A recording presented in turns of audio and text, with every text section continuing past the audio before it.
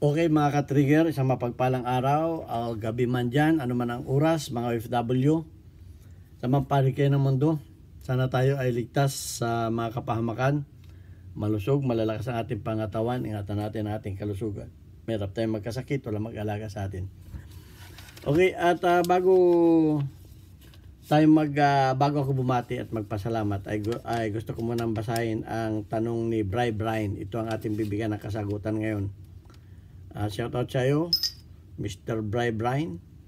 Sir, tanong ko lang po kung kailan po pwedeng palitan ang barrel ng 45. Okay, so sasagutin ko yan, hindi lang 45 dahil pare-pareho lang naman yan kung kailan natin palitan ang barrel, kung ano man ang caliber niyan. Ayan, at bago tayo magpatuloy, bago natin sagutin yan, ay gusto ko lang munang pasalamatan yung ating mga sponsor. Tayo po ay isang charity vlogger na may 6 na estudyante na tinutulungan at may mga nagpaabot ng tulong sa atin, pagmamahal sa 6 nating estudyante, si Alfredo Isidro or si Penang Las Piñas, shoutout sa iyo. Gayon din shoutout kay Architect Arnel Salvador, kaibigan kong architect dito sa Kuwait, at kay Jubil Platoon, kay Boy Umay, na mga sponsor natin. Gayon din yung bago nating kaibigan si Ombet, na dati ko pala siyang mekaniko sa dito sa Kuwait. Dati siyang nasa Mitsubishi, ngayon siya ay nasa Kia Motors na. At maraming salamat, Ombet, sa iyong pinaabot na pagmamahal sa ating mga estudyante, at shout out na rin sa iyong mga tropa na kamakailan lang ay dumalaw dito sa ating firing range para mag-unwind. Okay, shout out kay Yasin, Apollo, kay Anna May, Mary Grace, at kay Rodora. Okay. Welcome kayo anytime dito sa ating range. Okay, at mayroon lang gusto magpasalamat sa atin na isa nating estudyante nagpadala ng video sa atin dahil pasukan na, siyempre yung 6 na estudyante, ibinili natin ng mga school supplies, uniform. So yung iba naman sa kanila ay mga elementary pa, yung iba ay grade 5, grade 6, yung, grade 7, may grade 9, at meron na rin tayo isang college. So gusto magpasalamat ng isa nating estudyante. Thank you to all the subscribers of Pinoy Firearm Instructors. This is all the things that I bought. Okay, ayan, at nagpapasalamat lang siya sa ating mga silent viewer na hindi nag-skip ng ads, sapagkat malaking tulong na yan. Ayan, at sana makapag-graduate pa tayo, at may mga napag-graduate naman na tayong iba, at yung iba ay may mga pamilya na rin. So nakakatuwa lang na tayo nakakatulong sa mga estudyante na mga anak ng single parent. Ayan, bibigyan na natin ng kasagutan ang katanungan ni Bri Brian. Kailan natin pwedeng palitan na ang barrel? Okay, may mga barrel na nagka-crack. Kamukha nito, yan, nagka-crack na yan. Dapat nang palitan yan. Although, yan ay temporarily na wielding yan, pero hindi natin pa pwedeng ipakita ang pag-wielding yan dahil bawal yan sa community guidelines. At yung mga ganyan, basta may nakita kayong crack sa inyong barrel, palitan na ninyo. At pag ang inyong barrel naman ay maluwag na dito, maluwag na yung chamber, na-isliban din yan, nalalagyan din ng islib yan pag maluwag na dito, kasi ang problema niya, nabubuntis. Okay, nag-i-expand yung mga basyo niya, ay pag po yan ay sobrang luwag na, lalong mahirap tanggalin ang lalong mahirap tanggalin ko tayong basyo. Lalong mahirap tanggalin ang basyo dahil nag-i-expand, lalong kumakapit yan pag yan ay maluwag.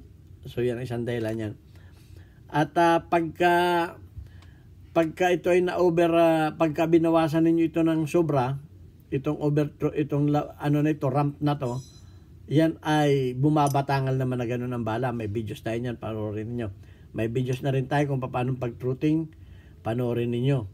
Yung mga problema ng mga malfunction, may panghuning, may videos tayo ng paano paghuning, pagpalis. Meron tayong mga videos niyan. So, walang problema sa labas. Pero dapat na natin palitan. Paano natin malalaman na dapat natin palitan? Pagka ang groove niyan, papakita ko sa inyo yung groove. Ayan, yung groove niya. Kita ninyo, may raya ang tawag diyan. Ay mababaw na. Pag mababaw na ang ano niyan, mahina na yan. Mahina na ang ano niyan. Kung mahina na ang pwersa, dahil luwag na nga itong head, luwag na ang head niya, mahina na ang pwersa niyan, kumbaga pungaw na, ay malalaman natin yan sa krono. Ngayon, kung wala naman tayong krono, masisilip natin. Ngayon, kung gusto naman nating makasiguro na talagang mahina na yan, iputok natin sa target paper, kamukha nito. Ayan o. Target paper.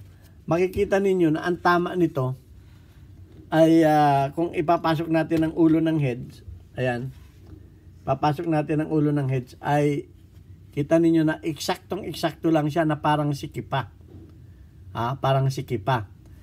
Pero pag ang tama niyan ay maluwang na, yung kumbaga malaki na ang butas, yun ay, ang ibig sabihin nun ay mababaw na ang groove. Bakit lumuluwang ang butas?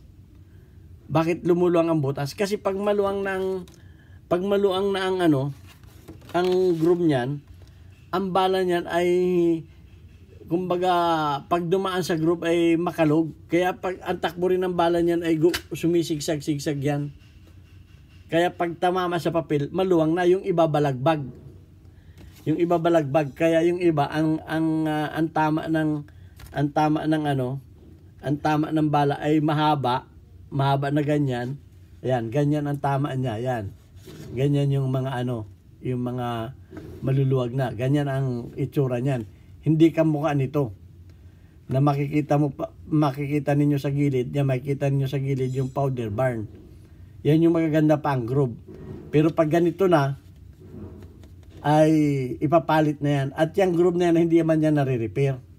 Dapat na talagang palit. Although pumuputok yan, pero ang accuracy niyan ay less na. Hindi na kayo, kumbaga ay sa mga 15 meters, baka mahirap nang itama yan. Okay? Mga 15 meters, okay yan. At saka mahina ng dating ng bala niyan. Hindi na malakas. So, yan ang mga sinyalis. Malalaman ninyo kung sa krono, dahil magre-register doon yung speed per second, ay malalaman. Pero kung ang ano talaga niyan, sa papel ninyo malalaman. Dito sa mga target paper na ganito. Malalaman ninyo dyan. Kung yan ay makukumpara ninyo dito, makukumpara ninyo dyan, makukumpara ninyo sa iba, at pag yan ay ganyan na, balagbag, ayun ang dapat ng palitan. So ayan, at maliban dyan, nasabi ko na, yung mga crack, yung maluluwag na ito, na isliban yan. Pero dapat na rin palitan yan. Dapat na rin palitan. Kung kayo naman nagtitipid, magagawa yan ng mga machinist at saka mga gunsmith. Yung mga maluluwag na ganito. Pero, wala naman siyang sinabi na may problema siya sa loading o sa ano, basta kailan dapat palitan. Okay, pagka maganda pa ang labas, maganda pa, pero sinilip naman ninyo na may groove, okay pa yan. At mapapansin ninyo rin, pahabol ko, makikita ninyo, kung makukulikta ninyo ang kanyang tingga, mapapansin ninyo yung kanyang ito yung kanyang groove, yung pinagdaanan ng kanyang groove, ay malalim pa. May parang kanal-kanal yan dyan. Yan ang tinatawag na ballistic. Kaya lahat ng baril ay kinukuliktahan ng heads ng firearms and explosive at ng NBI. Malalaman ng NBI yan kung saan baril ito. Kung nakaregister yung baril, malalaman. Kung may nakuha sa crime scene, malalaman kung kaninong baril ito lumabas. So, yan ang purpose niyan. Hindi katulad nito na mababaw lang. Mapapansin niyo ito. Pag i-close up po sa inyo. Itong isa, mababaw. Itong isa, malalim. Malalim yung kanyang kanal. Okay? So, kinulikta ko ito.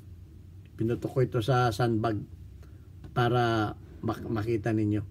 Okay, itong isa, mababaw. Ito yung mga sira ng barrel. Halos wala na. Ito yung pag tumama sa papel ay balagbag na, maluwang na. Kasi nga, pag dumaan ito doon sa may palag na yan. Hindi na yan yung talagang tuwid na tuwid. Okay? So ayan ang ayan ang mga sinyalis na dapat nang palitan ang barrel. Although yan ay pumuputok pa, pero dapat nang palitan pagka ganyan na. Ang isa pa, pag yan ay isinalin ninyo sa mga competition, hindi napapasa sa krono yan. Okay, kinakailangan ninyong powder dyan ay P+, para lumakas ang pero hindi magiging accurate ang niyan. Pag yan ay iniskuran, ay baka ma-disqualified kayo. Baka ma-disqualified kasi hindi yan.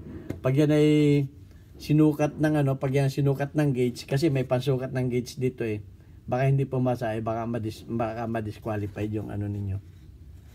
Yung inyong entry. So ayan.